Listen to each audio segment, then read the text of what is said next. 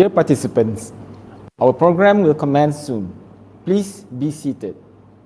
Now, enjoy UiTM's corporate video, followed by the opening dua.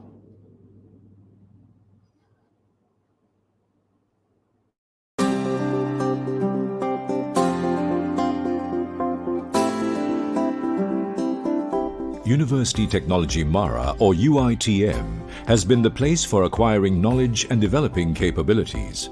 From a training center to now a vast network of universities, UiTM has campuses and faculties all over Malaysia. UiTM allows for the pursuing of goals and earning a degree in any field of choice, with a mission to enhance the knowledge and expertise of Bumiputras in all fields of study, through professional programs, research work and community service, while upholding moral values and professional ethics. Nestled amidst the greenery and some of the most scenic areas in the country, each university campus is strategically located in places where their presence inevitably provides an economic boost to the local community. The Vice-Chancellor is the Chief Executive Officer, heading the academic and administrative management of the university. UiTM pledges to provide maximum opportunities to pursue professionally recognized programs of study in science, technology, industry, business, arts and humanities. University Technology Mara offers quality education at all levels of study, from foundation to postgraduate. The university has always been at the forefront in science and technology, as well as in management.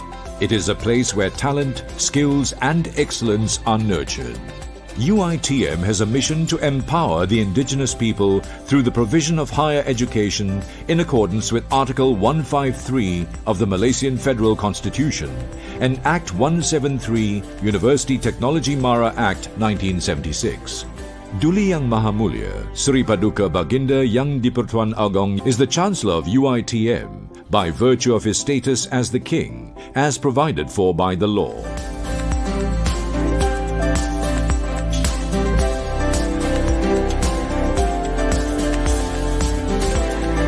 To complete the teaching and learning activities at UiTM, the university has made available modern and contemporary facilities such as the UiTM Stadium, the house of UiTM FC. With a capacity of 6,000, the stadium is the heart of soccer and it has played host to an international match in 2009. UiTM also has an Olympic-sized swimming pool for the use of students and staff. The pool is also open to public on certain days.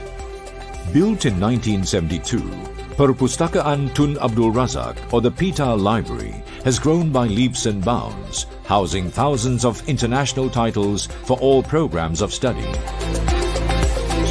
Students' participation in extracurricular activities is highly encouraged and supported by the university. These activities would not only equip students with soft skills, but also train them to be balanced and holistic individuals to meet global requirements. As the largest public university in Malaysia, University Technology Mara has produced thousands of alumni who are successful individuals in their disciplines.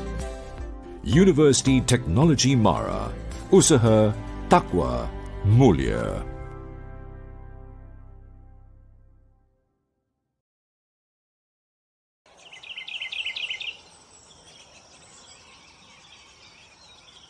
أعوذ بالله من الشيطان الرجيم بسم الله الرحمن الرحيم الحمد لله رب العالمين والصلاة والسلام على أشرف المرسلين وعلى آله وصحبه أجمعين اللهم إنك خلاق العظيم إنك سميع عليم إنك غفور رحيم إنك رب العرش العظيم Innaka badrul jawadul karim.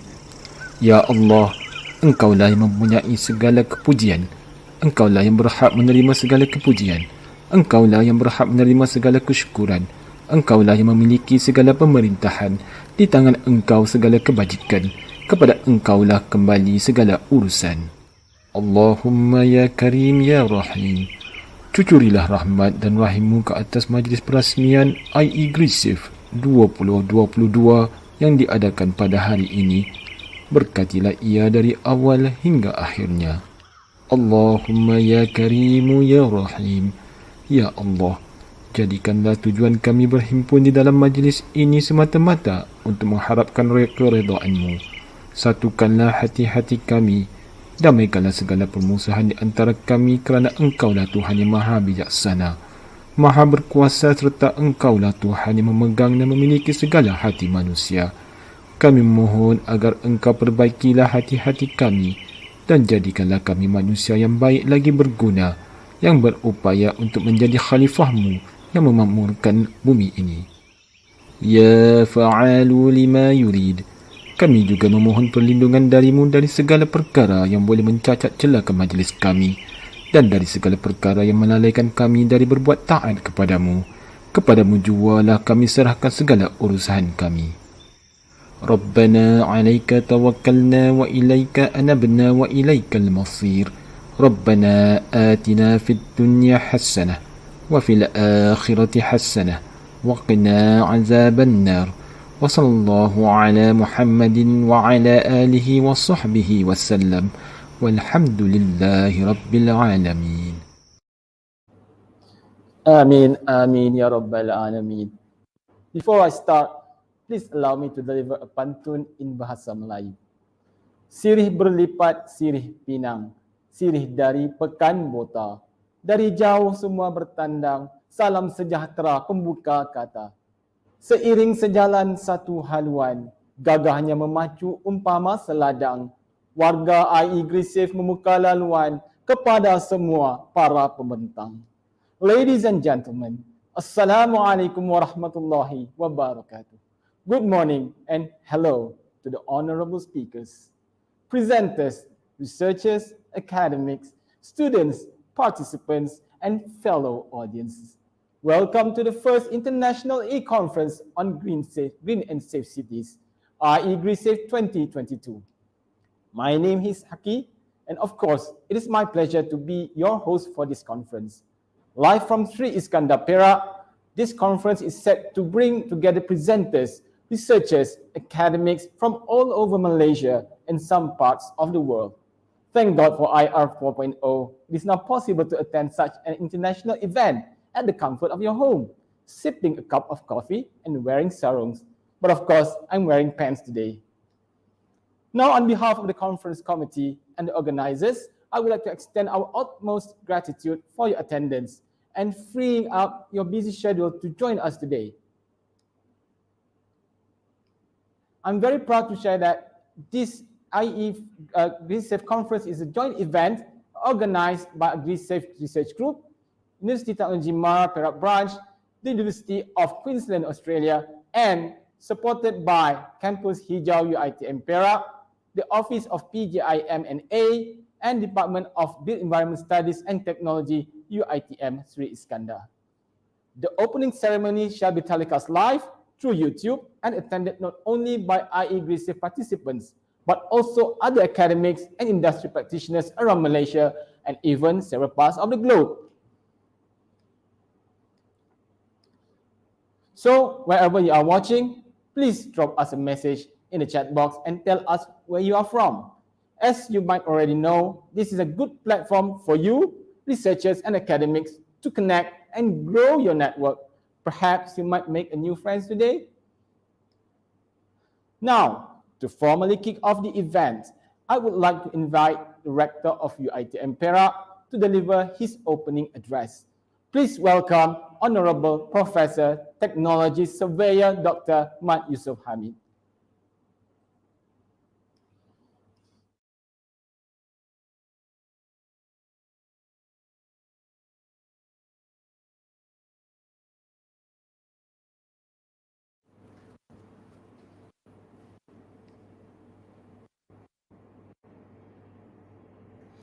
Assalamualaikum warahmatullahi wabarakatuh and warm greetings. Welcome to UiTM Perak branch, Malaysia.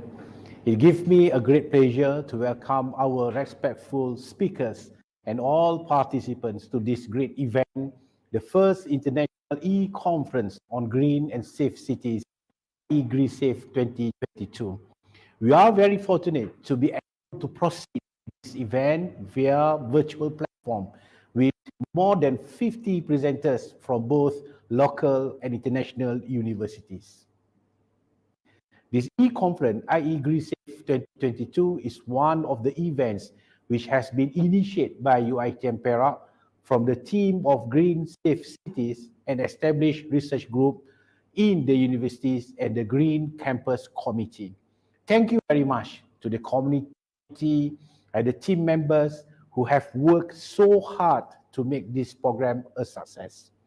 This conference will be held 2 days from 20 to 21st September 2022 with the theme Sustaining the Resilience, Beautiful and Safe Cities, a Better Quality of Life. Madam Noor Afifah Abdul Razak, the Deputy Secretary General Environment from the Malaysia Ministry of Environment and Water, Dr. Shazwin, Taib, the Deputy Director of UiTM Campus Sustainability Office, Dr. Paula Ledeni, the Program Convener of the Masters of Urban Development and Design and the Bachelor of Design of the University of Queensland School of Architecture, Australia, and also Associate Professor, Technologist, Dr. Siti Rasidah Mat Sakib, the Team Leader for the Green Safe Cities Research Group under the Cluster of Energy and Environment of Research Nexus, UiTM Renew. Thank you very much to the organizers and its team members who have successfully managed to invite all the speakers to share their knowledge, expertise, and experience on various themes of sustainability and resilience approach towards safe cities. I would also like to thank all the participants from various institutions, be it locally and internationally, who are attending this conference, the government sectors, and also academicians, students, and staff of UiTM Perak. Since UiTM Perak branch aligned the university vision with the United Nations Sustainable Development Goals, SDGs, and UI Green Metric World University Ranking, this conference is definitely linked with the university's agenda, Sustainable Campus Tagline. There is a need to embrace our present practice with nature to create sustainable and green environment in order to reduce waste and consumption, as well as to strengthen the local communities with sustainable resources towards green and safe cities. It is hoped that this conference gives a new perspective to integrate green and sustainable approach in our respective universities, homes, local communities, and workplace environment. We certainly hope that at the end of the conference, all of us bring home not only fond memory of the conference, also valuable input that may be applied to our respective universities, communities, and of course, our workplace environment. I wish everyone all the best, and I hope that the conference will be a huge success. Finally, with Bismillahirrahmanirrahim, I officiate the first international e-conference on green and safe cities, IeGRESAFE 2022. Wabillahi taufiq wa hidayah. Assalamualaikum warahmatullahi wabarakatuh. Very good morning. Thank you.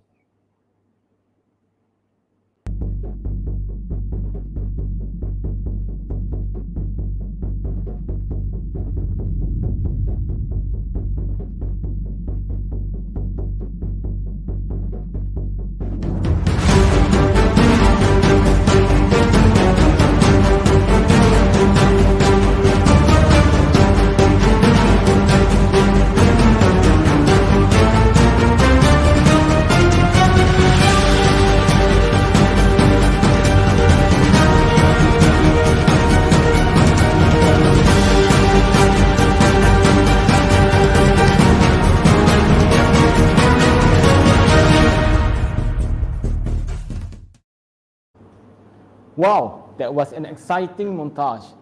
Thank you, Professor Technology Surveyor Dr. Mat Yusuf Hamid, for the opening speech and officiating the conference.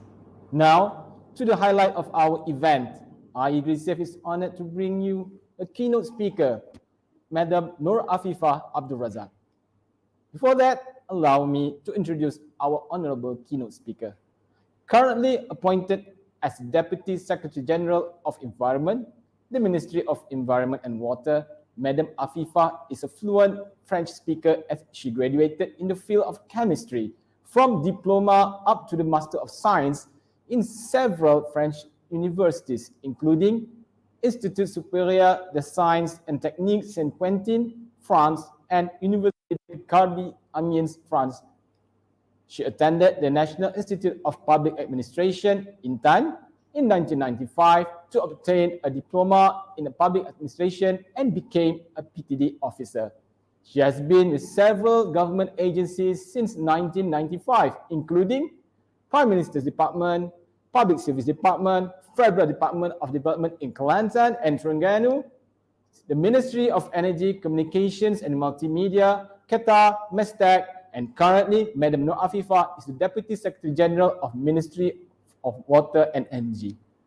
She is also the member of Board of Director for Suruhanjaya Tenaga or Energy Commission's EC, member of the Board of Trustees for My Power, spearheaded the white paper on reimagining the Malaysian electricity supply industry on MESI 2.0, led the preparation to strategic paper in electricity supply industry under the 12th Malaysian Plan, head of Malaysian delegation to the 37th Asian Senior Officials Meeting on Energy in Bangkok.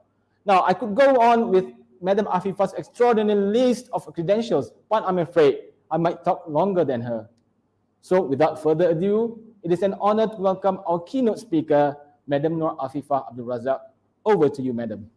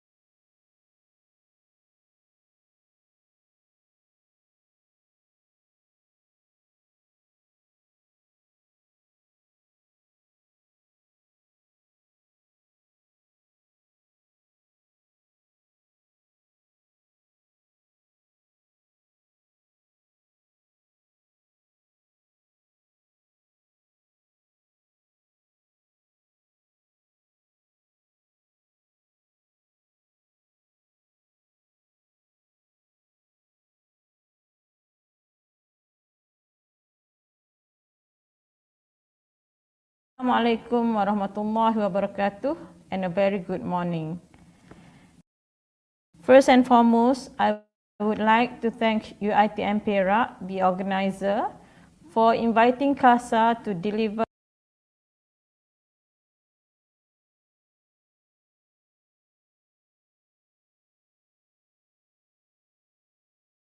the keynote speech for this inaugural International E-Conference on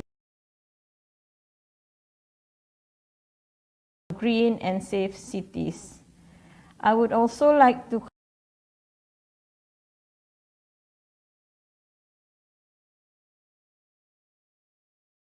convey my Secretary General's apologies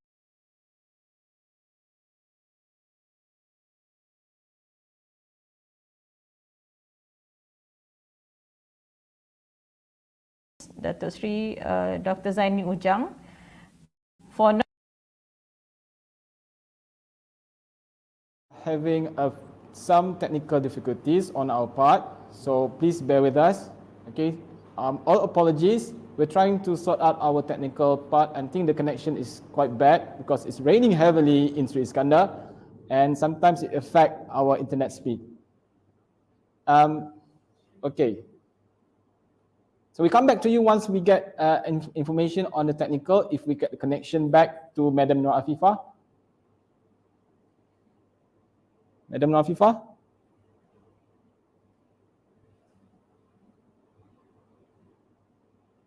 Technology Surveyor Dr. Muhammad Yusuf bin Hamid, distinguished speakers, ladies and gentlemen. Assalamualaikum warahmatullahi wabarakatuh and a very good morning.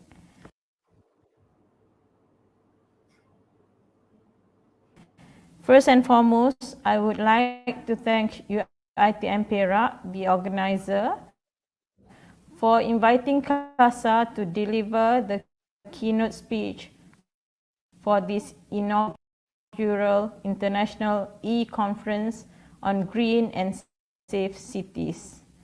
I would also like to convey my Secretary General's apologies, Datuk Sri Dr. Zaini Ujang, for not being able to be here today. I am also pleased to be among esteemed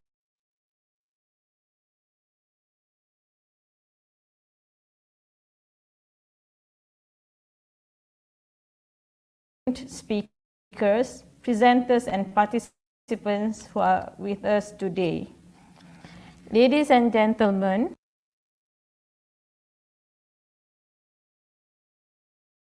my keynote today will not be limited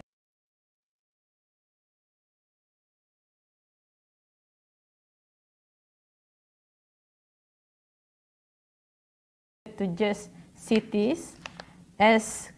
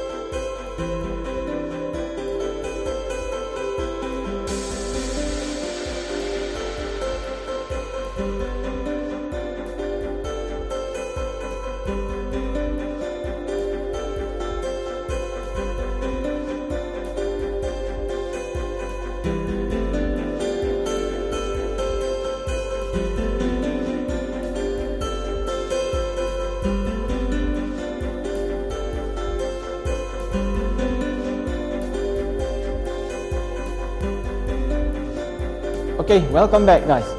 Now, on behalf of the conference committee, we'd like to apologize for the technical delay, the technical matters, and I think we've got Madam Afifah and Kasa back on us. So are we online now? Okay, all right. So over to you, Madam Afifah. Please proceed. Professor Technology Surveyor Dr. Muhammad Yusuf bin Hamid, distinguished speakers, ladies and gentlemen.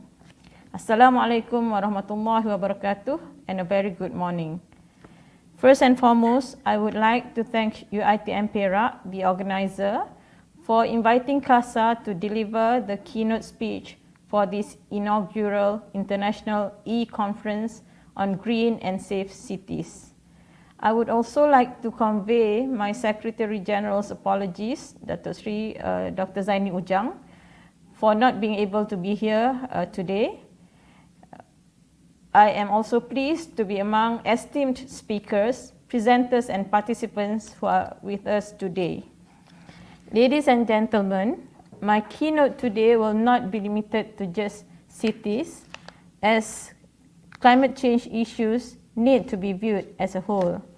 I would also like to take this opportunity to touch on the Ministry's role and aspirations, current targets and actions, both in climate change mitigation and adaptation in addressing the climate change issues. Hopefully, these topics will provide more insights and enhance our understanding on climate change. Ladies and gentlemen, as most of you are aware, one of the Ministry's main roles is to act as the authority on climate change for the nation. We also represent Malaysia at the international level, where negotiations and discussions on how countries cooperate to enhance climate action takes place. The United Nations Conference on Climate Change, or UNFCCC, serves as a platform that unites countries around the world to collectively work towards achieving the goal of limiting the global temperature increase well below 2 degrees Celsius. Failing to do so will threaten unique and natural ecosystems and result in more frequent and extreme weather events. To limit the temperature rise, greenhouse gas emission, or GHG, which is the main driver of global warming, needs to be reduced. Malaysia's contribution to limit global GHG emission has been communicated through the National Determined Contributions, or NDC, to the UNFCCC. In the updated NDC, which was submitted in 2021, Malaysia intends to reduce its economy-wide carbon intensity against GDP of 45% in 2030 compared to 2005 level.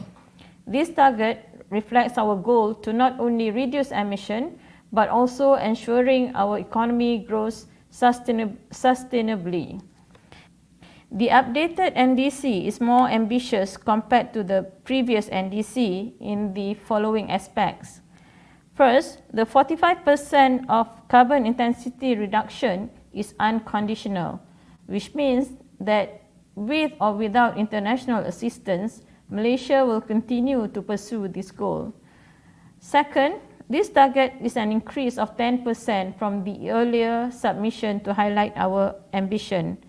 And the third one is the greenhouse gas, or GHG coverage, is expanded to 7 GHGs, which would enhance our GHG inventory and thus provide more accurate data for further actions. However, our contribution to combat climate change does not stop here. To realize the target, we are preparing the NDC roadmap to provide policy guidance to drive the effort needed to achieve this target. Ladies and gentlemen, Malaysia's ambition to undertake climate action is also embedded in our national development plans. Climate change mitigation and adaptation efforts has been included in previous version of the Malaysia Plan. During the 12th Malaysia Plan presentation in Parliament on the 27th of September 2021, the Honourable Prime Minister announced Malaysia's aspiration to achieve net zero GHG emissions at the earliest by 2050. In the announcement, the Prime Minister also mentioned that green economy, energy sustainability, and water sector transformation will be the key thrusts in Malaysia's future development agenda. The Prime Minister also emphasized the role of private and public sectors in transforming their operations and decision-making process by embracing the environmental, social, and governance, or ESG approach. Furthermore, Malaysia is also moving towards implementing a carbon pricing mechanism to support and incentivize the transformation process.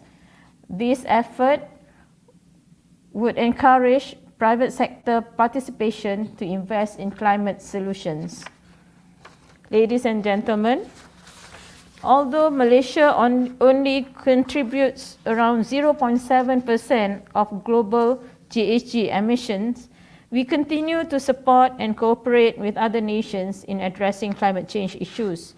The Minister of Environment and Water again reiterated Malaysia's commitment during the high-level segment at the 26th Conference of Parties, or COP26, held in Glasgow, Scotland last year.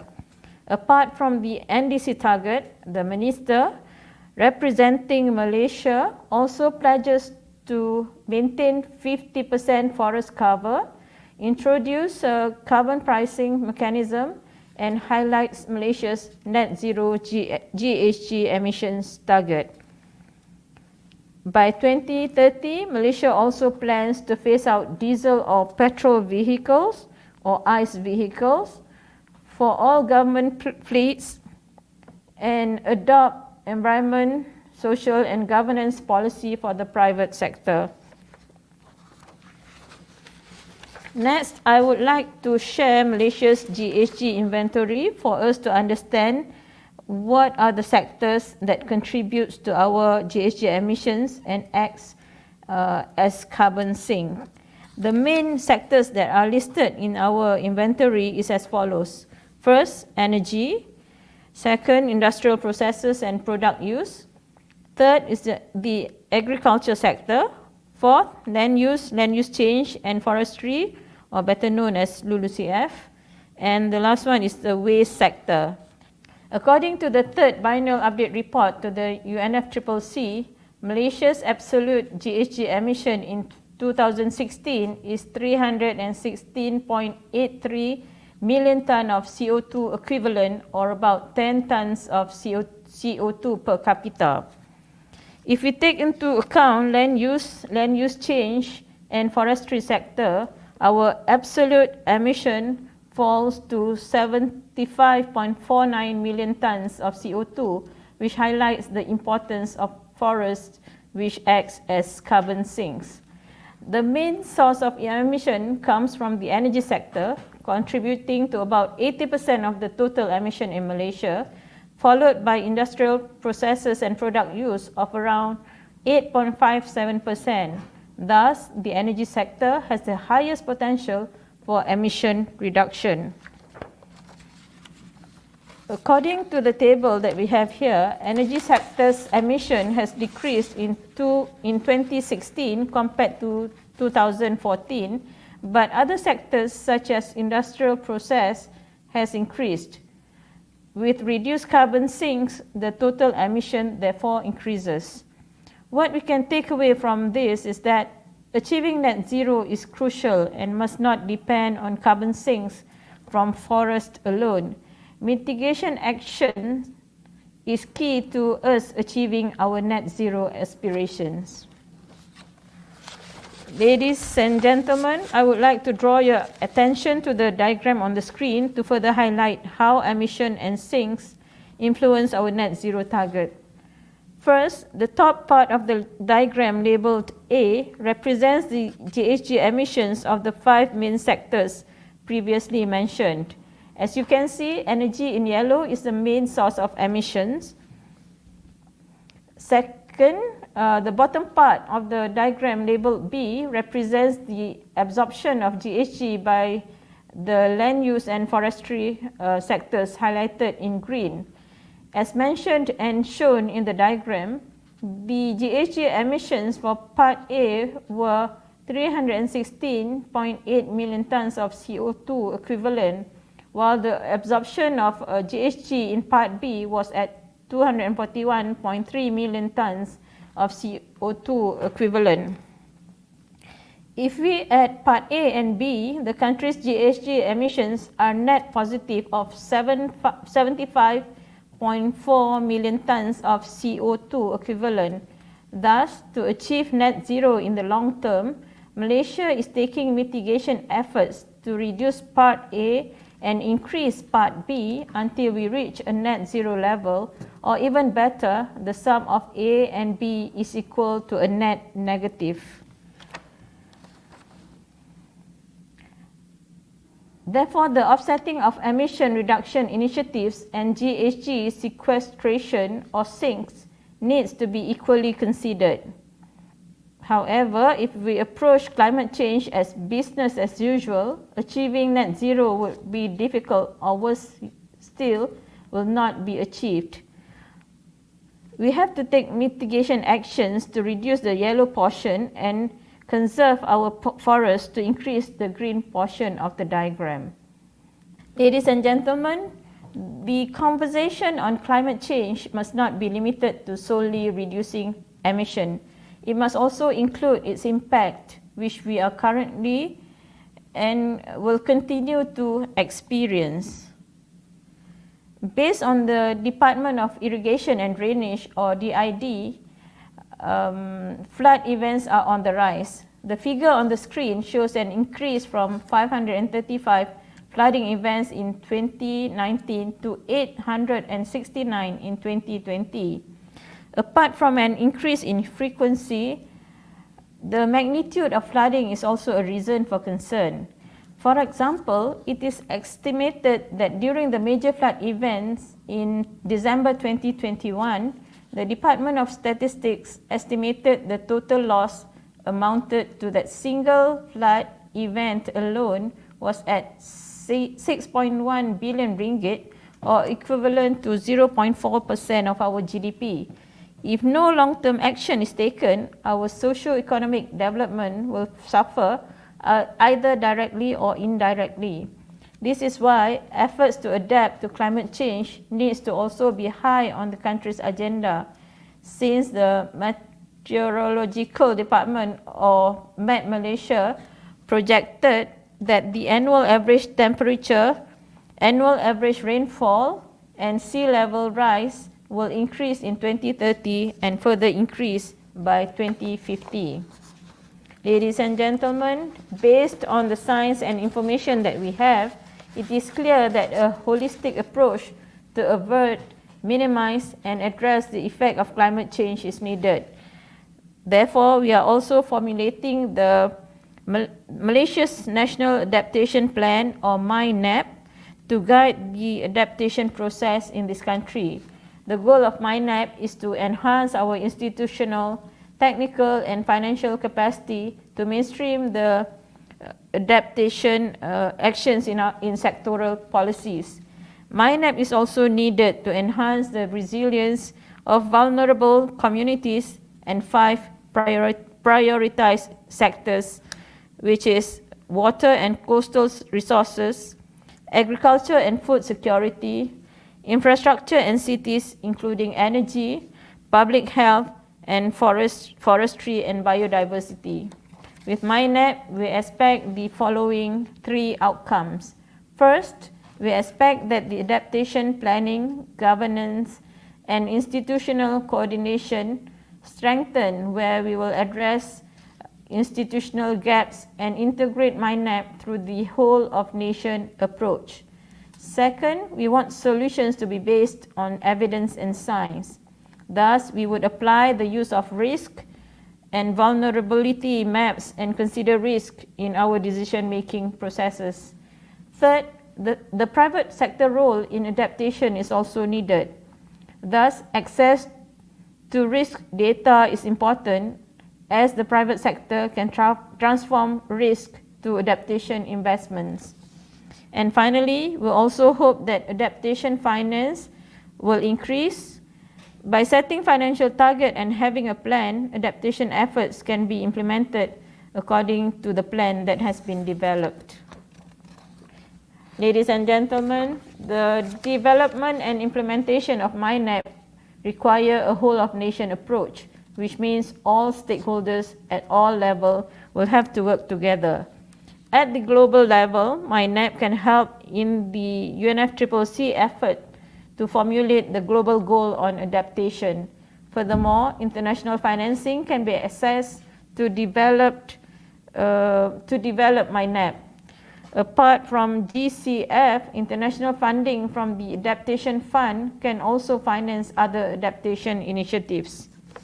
At the national level, sectoral stakeholders will play an important role in implementing adaptation efforts for the following sectors, which I mentioned just now, which includes water supply and security, agriculture and food security, infrastructure, energy and built environment, forestry and biodiversity, and public health. At the state level, the state governments will be included in the development of MyNAP, where one of the output is to produce a state adaptation plan framework as a guidance. Finally, the response at the local authority and community level should also align with MyNAP. Thus, local authorities and communities will be involved in formulating a gender-responsive community resilience framework as a guidance for these groups.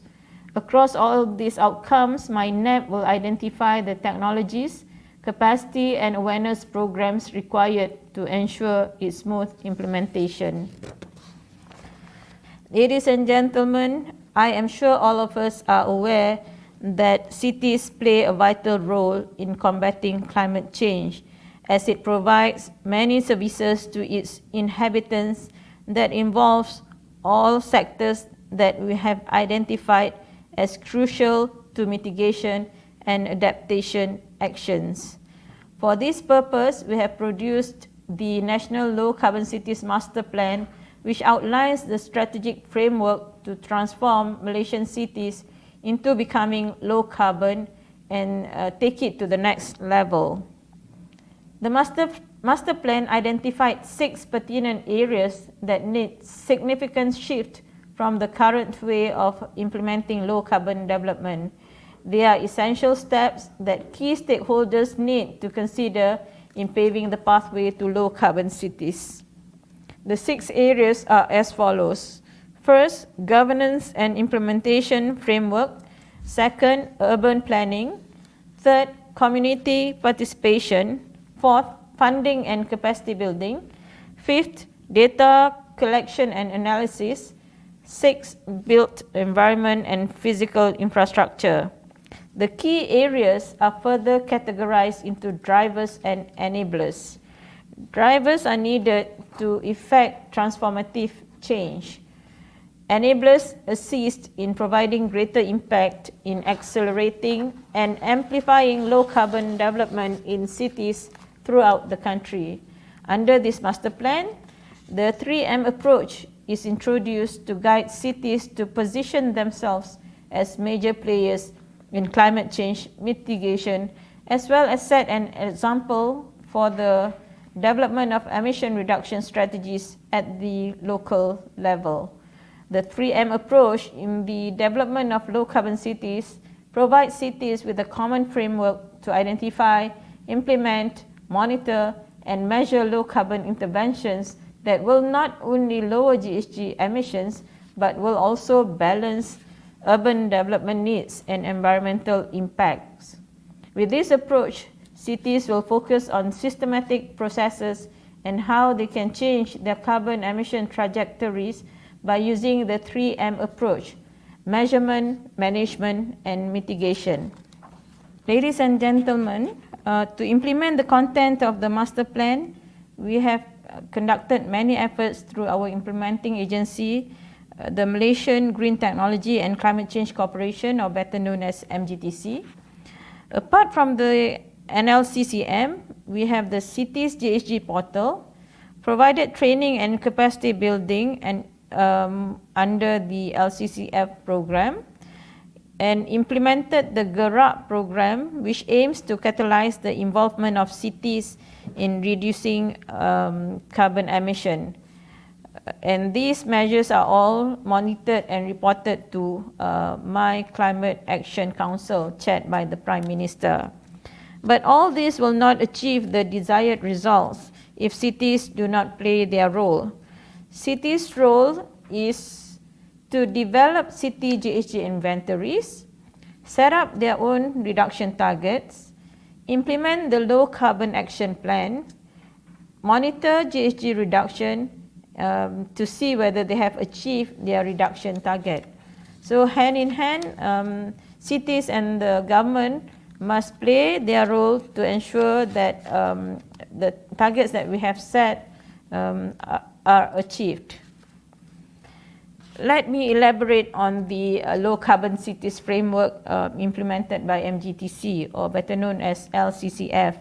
In line with the National Green Technology Policy, CASA and MGTC has also developed and launched the Low Carbon Cities Framework in 2011 to guide cities and townships towards sustainable development to reduce carbon emissions. LCCF was developed to encourage and promote the concept of low carbon cities and townships in Malaysia and support Malaysia's commitment to reduce carbon emission intensity by 45% per GDP by the year 2030. The document can be used by stakeholders in cities, townships, or even neighborhoods to measure the impact of their development decisions in terms of carbon emissions and abatement. Ladies and gentlemen, the Ministry is also undertaking programs to encourage cities to be involved in reducing its emission and be more low carbon. In order to accelerate the transformation towards low carbon cities, CASA has launched Low Carbon Cities 2030 Challenge in 2019, which aims to establish 200 low carbon zones and 1,000 low carbon partners. The 5 main elements assessed in this challenge are: number 1, energy; second, water; third, mobility; waste; and the 5th element is greenery. I am pleased to highlight that as of 2022, 52 low carbon zones have been established, while 94 low carbon partners have been identified. Hence, CASA would like to encourage more participation by the local authorities to realize and achieve the targets that we have set. Ladies and gentlemen, the Ministry has also launched a program called Geran Pemangkin Bandar Rendah Carbon, or GERAC, on 6 April of 2021 to encourage more participation from local authorities to embark in Low Carbon Cities initiative. The government has allocated 35 million ringgit in 2021 for GERAC and is open to all authorities in Malaysia to implement high-impact projects that can reduce carbon emissions and improve sustainable lifestyle among local communities. Currently, 141 local authorities have been involved in the program in implementing small-scale low-carbon projects in their respective administrative areas nationwide. The proposed projects include energy efficiency in building, adopting renewable energy, increasing water efficiency, and growing the number of trees and green spaces in the city area. Ladies and gentlemen, reflecting on previous years, the disruptive nature of the COVID-19 pandemic is a stark reminder that urban areas need to be prepared for dynamic and unpredictable futures. Cities across the world were totally unprepared for the magnitude of the economic and social impacts of the pandemic. Key lessons emerging from the COVID-19 pandemic are that urban areas must invest in preparedness, which requires developing the economic, social, environmental, and institutional resilience to respond to a wide range of shocks, including having contingency plans for the most vulnerable groups. There is a sense of optimism that the crisis may provide us with the opportunity to build back differently, more inclusively, greener, and safer. Besides actions at the national level, achieving net zero is also dependent on sub-national and city-level action. There is therefore a need to develop policies to support action at the sub-national level, limiting carbon emissions or reducing vulnerabilities. Cities have a supporting role to play in advancing low emission and climate resilient development towards Malaysia's NDC achievement and support efforts towards a green, sustainable city and respond to the Sustainable Development Goals, or SDG. The conceptualization of net zero emissions at the city level faces two practical challenges. First, inventory data at the city level is often unavailable. Second, cities present specific complexities due to their smaller spatial scale and embeddedness within larger scale social, ecological, and infrastructural systems. Thus, moving forward, our key tasks involve ensuring that current activities remain while continue to formulate policies to guide the industry and society to partake in climate actions. By the end of this year or early next year, we are looking into producing a policy framework for carbon market to enhance private sector participation, review the national climate change policy to include the latest development in climate change, develop Malaysia's long-term low emissions development strategy, or LTLES, start the process of formulating the National Adaptation Plan and also the Climate Change Act. These efforts would not be close to possible without the involvement of all parties, and I am happy to see that climate change and cities are also being discussed in the academic arena. The program and speakers here today hopefully will plant the seeds of change for cities to become more sustainable and to ultimately achieve our goal and national climate goals. The focus on the inhabitants of cities is also being discussed, and I think themes like providing a safe and livable city with design that facilitate this purpose is equally important. Before I end my presentation, I wish all of you the best and hope that this event will successfully meet its objective. With that, I thank you.